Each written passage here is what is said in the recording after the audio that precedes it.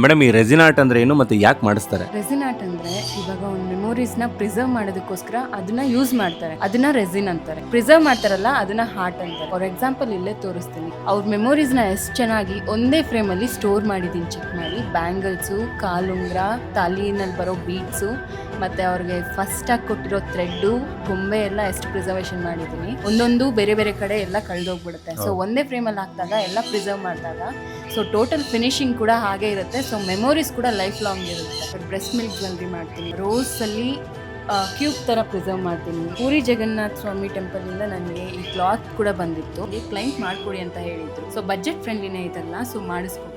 ಎಷ್ಟು ಸಿಂಪಲ್ ಆಗಿದೆ ನೋಡೋದಕ್ಕೆಲ್ಲ ಪ್ರಿಸರ್ವೇಷನ್ ಮಾಡಿದಾಗ. ಬಟ್ ಇದು 10 kgs ಬರುತ್ತೆ ಅಂಡ್ ಇದು ಫ್ಲೋರಲ್ ಪ್ರಿಸರ್ವೇಷನ್. ಫುಲ್ ಹಾರ ಕೊಟ್ಟಿದ್ದಾರೆ ನನಗೆ ಮಾಡೋದಕ್ಕೆ. ಅಂಡ್ ಇವರು ನಮ್ಮ ಆಂಧ್ರ ಕ್ಲೈಂಟ್. ಇವರು ಇನ್ನು ಇವರ ಹೆಚ್ಚಿನ ವರ್ಕ್ ನೋಡಬೇಕು ಅಂತಂದ್ರೆ ಇಂಪ್ರೆಷನ್ ಫಿಗರ್ಸ್ ಕೀಪ್ ಚೆಕ್ ಅನ್ನು ಇವ್ರ ಇನ್ಸ್ಟಾಗ್ರಾಮ್ ನ ಪೇಜ್ ನ ಫಾಲೋ ಮಾಡಿ. ಮದುವೆ ಹಾರದಿಂದ ನಿಮ್ಗೆ ಇಷ್ಟಪಟ್ಟವರು ಚಿಕ್ಕ ಪುಟ್ಟ ವಸ್ತುಗಳನ್ನ ಕೊಟ್ಟಿರೋದನ್ನ ನೀವು ಲೈಫ್ ಲಾಂಗ್ ಮೆಮೊರಿಯಾಗಿ ಇಟ್ಕೋಬೇಕು ಅಂತಂದ್ರೆ ಅದಕ್ಕೆ ಬೆಸ್ಟ್ ಸೊಲ್ಯೂಷನ್ ರೆಸಿನ್ ಆರ್ಟ್ ಅಂತ ನಾನು ಹೇಳ್ತೀನಿ. ವಿಡಿಯೋದಲ್ಲಿ ಕಾಣೋ ನಂಬರ್ಗೆ ನೀವು ಕಾಂಟ್ಯಾಕ್ಟ್ ಮಾಡಿ. ತುಂಬಾನೇ ಅಫೋರ್ಡಬಲ್ ಪ್ರೈಸ್ ಅಲ್ಲಿ ಒಳ್ಳೆ ಕ್ವಾಲಿಟಿ ವರ್ಕ್ ನ ಮಾಡ್ಕೊಡೋ ಅಂತ ಇವ್ರಿಗೆ ಒಂದ್ಸತಿ ನೀವು ಕಾಂಟ್ಯಾಕ್ಟ್ ಮಾಡಿ.